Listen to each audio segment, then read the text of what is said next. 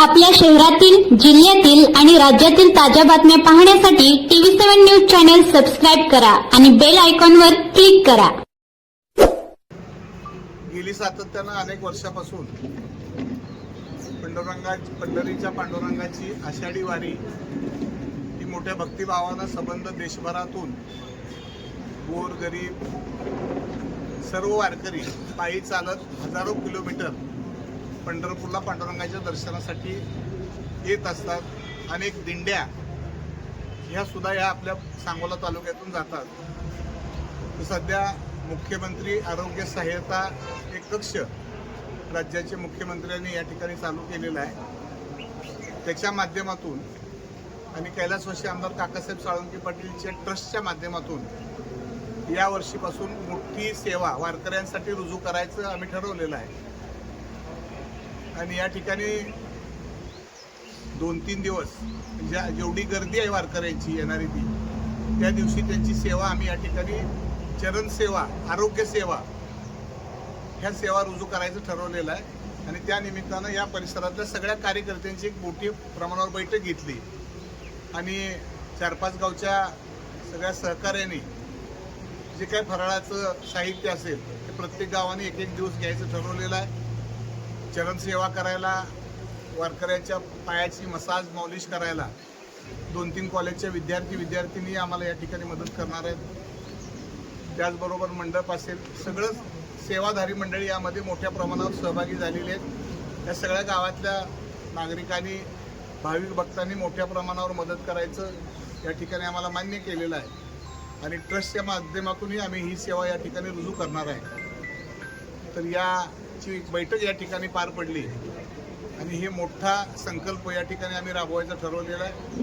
पांडुरंगाच्या आशीर्वादानं, माऊलीच्या आशीर्वादानं निश्चितपणानं सांगोला तालुक्यातली ही सेवाधारी आमची आज पहिली ही आहे.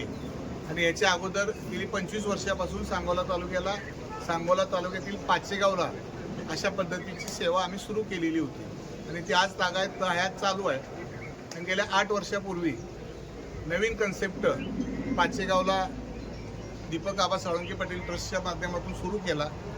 चरण सेवा ही 8 वर्षापूर्वी पाचेगावच्या आमच्या सगळ्या सहकार्याने ट्रस्टने सुरू केली. तर चरण सेवा म्हणजे आलेल्या वारकऱ्यांना शेकडो किलोमीटर चालत येऊन त्यांचे पाय सुजलेले असतात, पायाला फोड येतात, तर त्यांच्या पायाला मसाज करणे, मॉलिश करणे, त्याच्या पायाला शेक देणे. आणि हीच कन्सेप्ट महाराष्ट्र सरकारनं, पाचेगावची आमची मूळ संकल्पना ही संबंध महाराष्ट्रानं ती स्वीकारली.